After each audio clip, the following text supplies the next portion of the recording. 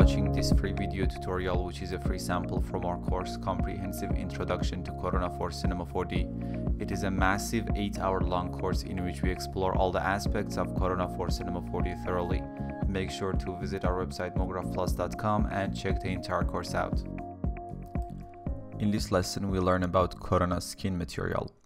It's a subsurface scattering material which allows for rendering realistic human or animal skin, and it can be used to render any layered subsurface scattering materials as well, so it's not only for skin renders.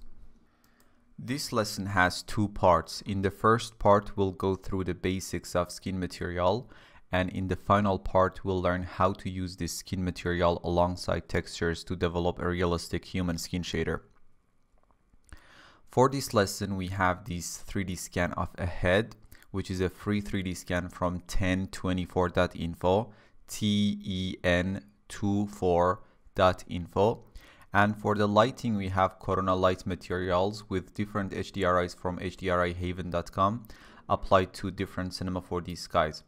The HDRI maps are from different lighting situations, and to see our skin shader under different lighting situations, we can simply turn on any of these 5 skies to get a different lighting.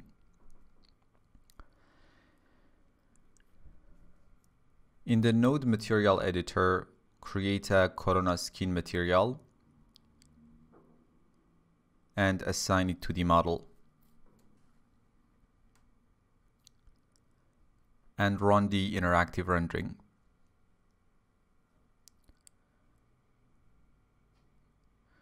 I'm going to just realign these windows to get a better layout.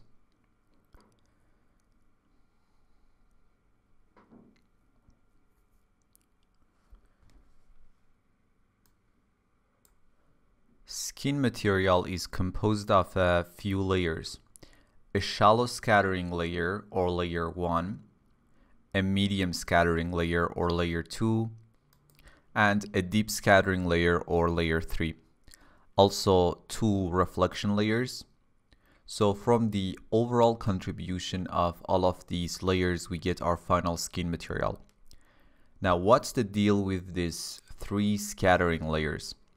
Shallow scattering or layer 1 is for subsurface scattering that happens near the surface of the skin or the epidermis layer of the skin. Mid scattering or layer 2 goes deeper in the skin, and it is for the SSS layer that happens in the dermis layer of the skin.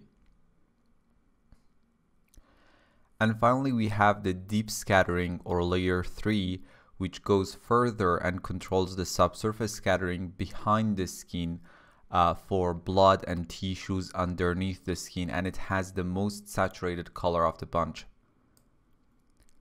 Also, if you take a look at the radius values for these 3 layers, layer 1 radius has the smallest value because it happens very near to the surface of the skin, and layer 2 and 3 can go deeper in the skin.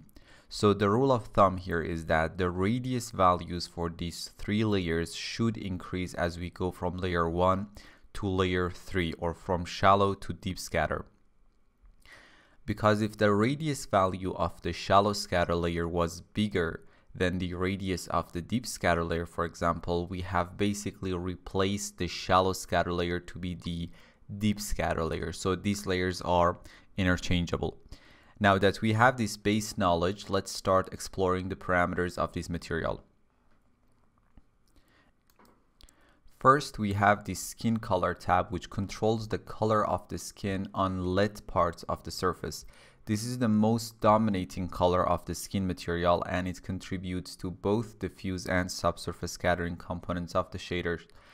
Let's try a few different colors.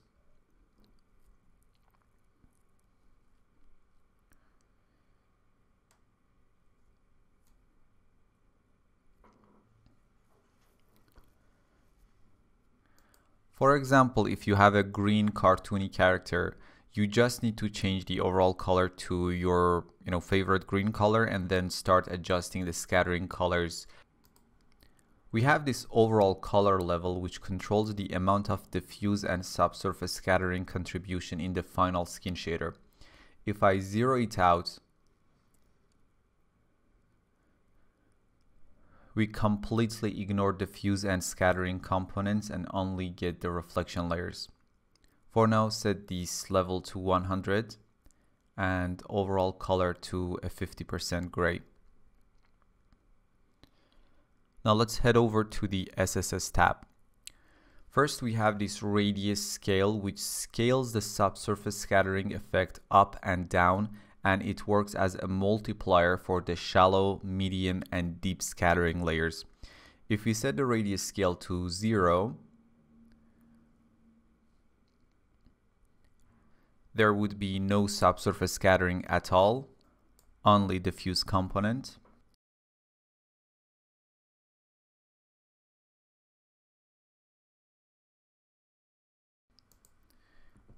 If we try 1, the scattering start to become evident, especially in the ears. Try 2.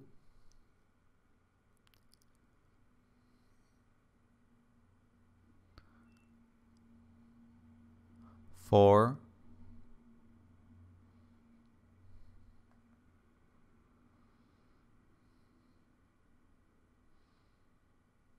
And 6.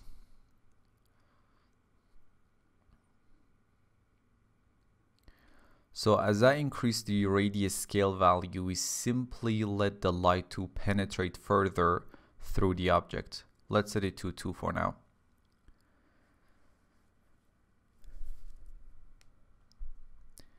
Next, we have subsurface scattering amount, and this value controls how much of the final look of the skin shader will be defined by subsurface scattering as opposed to diffuse. So if I set it to 0,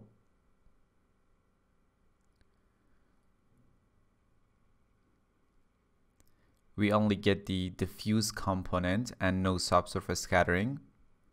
And if set to 100%, we get subsurface scattering and not much diffuse.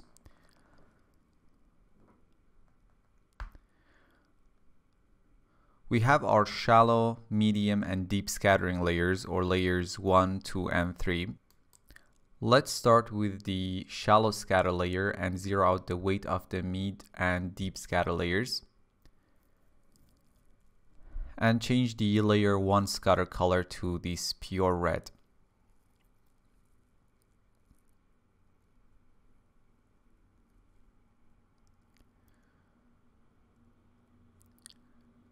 What we have happening here right now is just the shallow scattering, which is only visible in the ears. First, we have color, so I can change the color of the subsurface scattering that happens near the surface of the skin.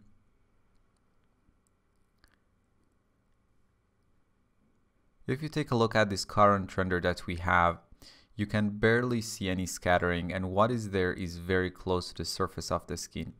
The shallow radius is set to 0.75 centimeter right now, but as the radius scale is set to 2, so the actual value here is 1.5 centimeters. So we only let the light to scatter beneath the surface of the skin for only 1.5 centimeters. If we are talking about human skin, the overall color for the shallow scattering should be very generic and skin-like with not much of details if we use the texture. So the texture for this particular shallow scatter layer should be very generic with not much of details, because the actual skin details should be in the mid scatter layer or layer 2. We have layer 1 weight, which specifies the relative contribution of the shallow scattering layer to the material, or the weight of this layer and how much it contributes to the overall material. When set to 0, we only get reflection and diffuse, as other scattering layers are off as well right now. Then 0.5.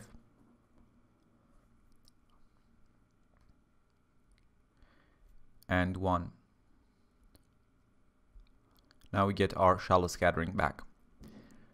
We have shallow radius, which specifies the distance that light is scattered within the shallow layer in centimeters.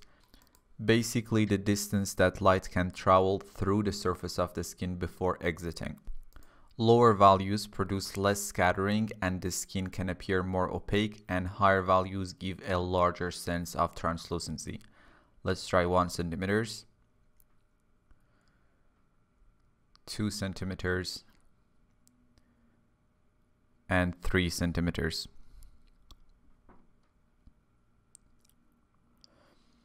So as I increase the radius, I'm allowing the light rays to travel further through the surface and therefore having a more obvious translucent or subsurface scattering effect. Now you can clearly see that defined red scatter color. Now, as this is the radius of my shallow scatter layer, I should limit the radius so the light only scatters near the surface. So let's set the shallow radius back to the default value of 0.75 centimeters. We have mid scatter layer or layer 2 that goes deeper in the skin, and compared to shallow scatter color or layer 1 color, it should be more saturated and less generic. And we can also use a detailed texture instead of a color here when using skin textures to create realistic skin shaders. Let me just turn the medium scattering layer by increasing the weight to its default, which is 1. Medium scattering radius is set to 1.5 centimeters, which is compared to 0.75 centimeters of our shallow scattering layer, allows more scattering beneath the surface.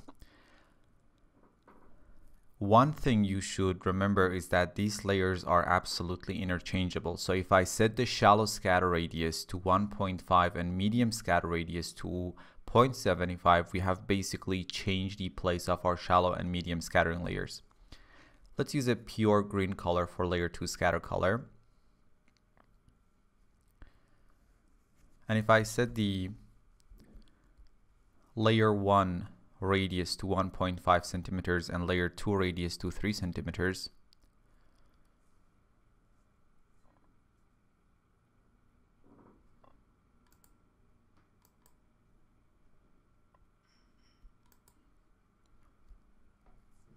you notice in the shallower areas like the ears, we get that red scattering color from layer 1, and for our layer 2 that we allow the scattering for it to continue to 3 centimeters beneath the surface, we get that green color from the medium scattering layer.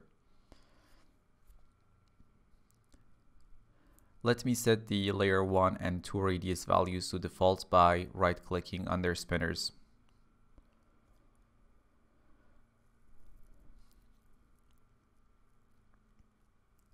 Finally, we have deep scattering layer. In this case, because we are dealing with human skin, this color would be red or very saturated brown. Now, if we were to use a texture for this layer, it would have less details compared to the mid scatter layer, but with a very saturated defining color. For demonstration purposes, let's use a pure blue color here. The radius for this layer is set to 4 centimeters, therefore goes deeper compared to our 2 previous layers, which were 0.75 and 1.5 centimeters. Now you can clearly see the green color from layer 2, and as we go deeper we see the blue color from layer 3, and that hint of red from layer 1 that doesn't go that much deep. And as I mentioned earlier, the radius value of these 3 layers is what determines which layer is shallow layer, which one is medium, and which one is deep. For example, if I swap the radius value for layer 2 and 3, so layer 2 radius will be 4 and layer 3 will be 1.5.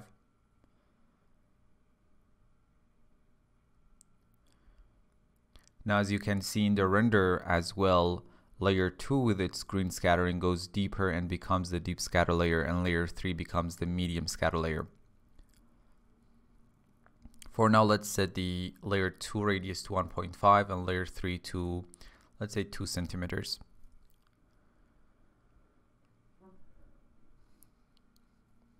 Next, we have our primary and secondary reflection layers, or layer 1 and 2 reflections. We have these 2 layers of reflection because different layers of skin might have different specular and reflective qualities. For now, set the overall skin color level to 0 so we can focus solely on reflection layers. In general, the first reflection layer is supposed to be blurrier and the second layer of reflection is supposed to be like a coat on top of the first layer, so it should be a bit shinier compared to the first layer. So if the first layer glossiness is set to, for example, like 0.5, the second layer glossiness should be something like 0.6 or 0.7, so just a tad shinier. The set of parameters in both primary and secondary reflections are exactly the same, and they are the same parameters that we learned about in the Corona material. We have reflection color, which is the color of the reflections.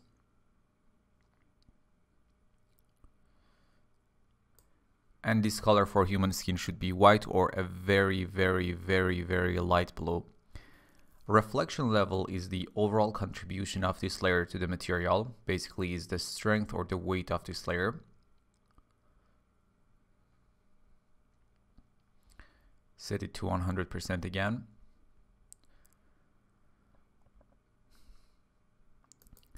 Reflection glossiness controls how sharp or blurry the reflections should be. Values closer to 1 will result in sharper reflections, and values closer to 0 will produce blurrier reflections. And we got the Fresnel IOR value to control the strength of the Fresnel effect, and lower values will result in stronger Fresnel effect. And because skin is mostly water-based, 1.33, which is the IR of water, is a great IR number to use here, or you can just stick to the default 1.4 value. Now let's increase the amount of second reflection layer to like 25% and its glossiness to 0.7.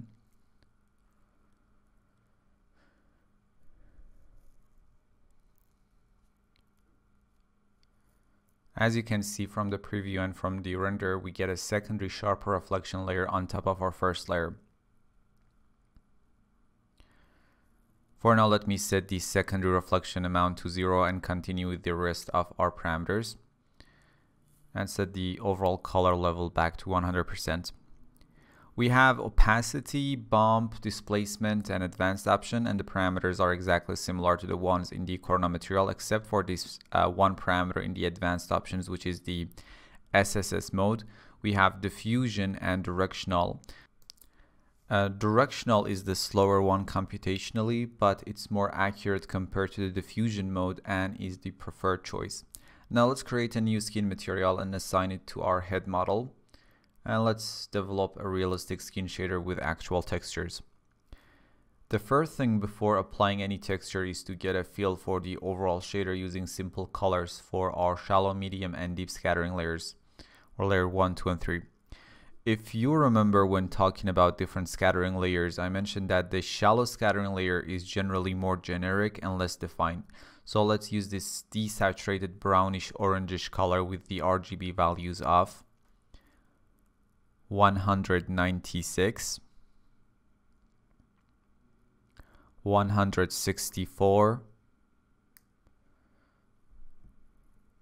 and 150.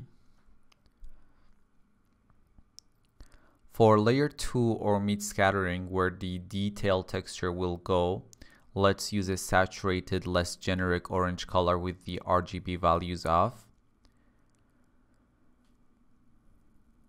248, 181, and 133. And for the third layer, where we want the red defining color of blood and tissues, let's go for a red color with the RGB values of 203, 59, and 50. So here is our basic skin shader without any textures.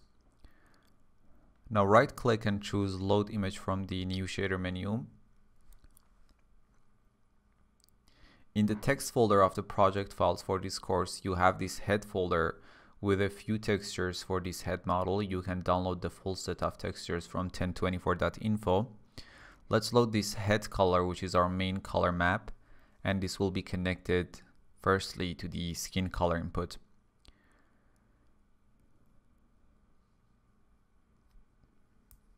We will be connecting the same texture to the scatter color 1 as well, but the shallow scattering layer is generally more generic and less defined, so we set the overall contribution of this map to 25% using the mixed strength value. The mixed strength values for a strange reason are set to 0% by default in this skin material, and I think they should be set to 100%. So whenever you're actually using a texture in your Corona skin material, just make sure to make sure the mixed strength value is set to 100%, or you wouldn't get any result out of your texture and you would only get the defined color instead of the texture that you have connected. Now the scatter color is being controlled 25% by the map and 75% by the color here. Next, let's connect the same map to our medium color texture or layer 2 scatter color. We already know that the medium scattering layer is the layer that should have the most detailed textures. So that's why I'm not going to do anything with the texture and leave it like it is. So let's set the mixed strength for this map to 100%.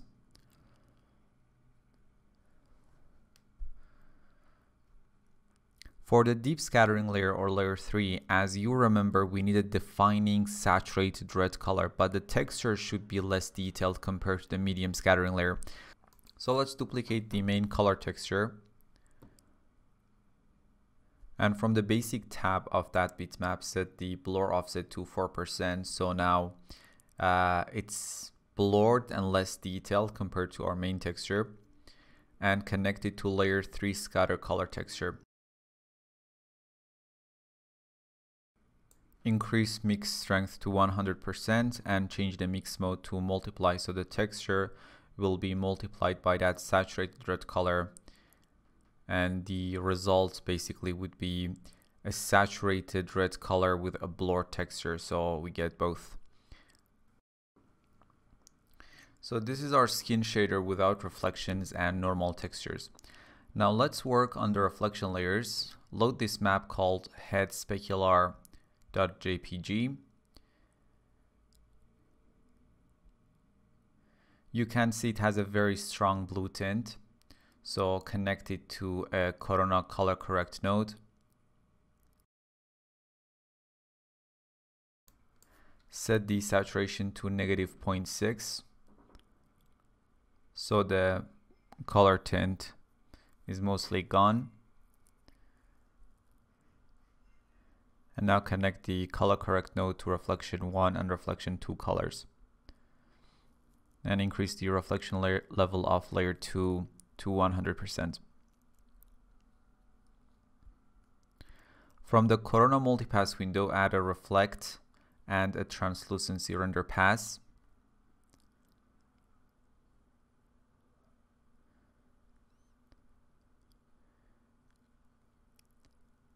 In the Corona frame buffer, restart the render and go to the reflect render element so we see what we are doing exactly with our reflections.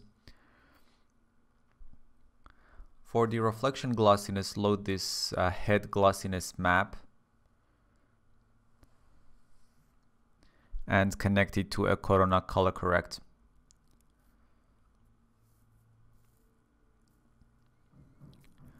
I want to have a slightly darker map, so the reflections for the first layer would be a bit rough. So set the brightness in the color correct map to -0.2 and set the contrast to 3. And connect it to the reflection glossiness of the first reflection layer.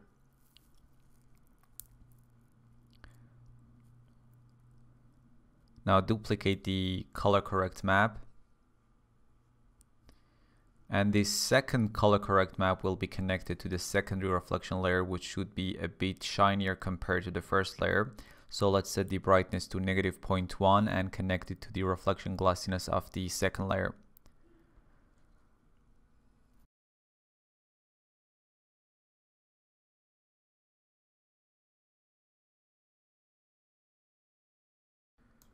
And the last thing would be to decrease the reflection level of layer 2 to about 50% so it won't be that visible and overpowering.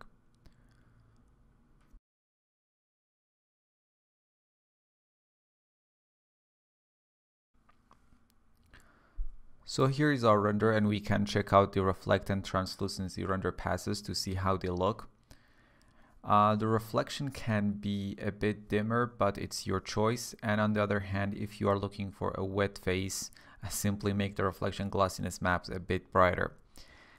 And now only the normal map remains to be connected to the bump input of the material. So load this head normal map. And we can take a look at the map itself. This it's going to actually enhance all of these fine details on the shader. Now connect this texture to a Corona normal map.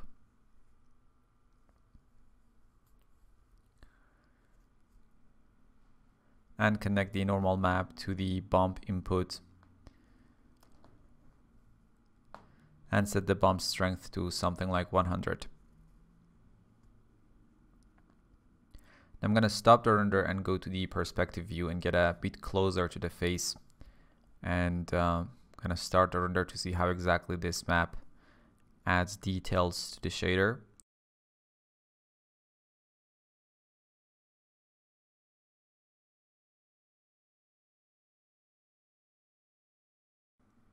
Now we get all of these beautiful high frequency details on the skin shader. Let's stop the render and get back to the first camera. So this concludes the skin shader. All that is left to do is to try these different HDRIs and see how the shader looks in different lightings. We probably need to kind of adjust the radius scale value for different lightings. If there is a very strong light source in the HDRI, we can decrease the radius scale value to keep the shader realistic. So for now, let's try the second sky, which was taken from a parking garage.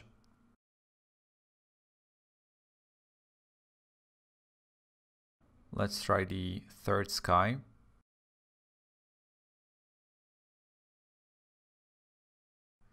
Now try the fourth sky, which is the sunny exterior HDRI.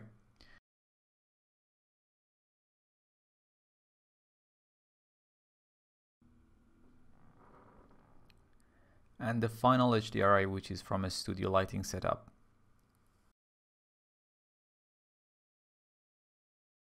Now let's take a look at a few high resolution renders from these different HDRIs.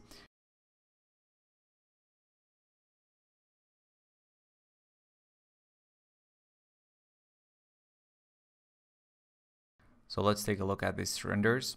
You can see we get these realistic skin shaders thanks to the Corona skin material, the guys at 1024.info for providing the scan, and the amazing folks at hdrihaven.com for providing the HDRI maps.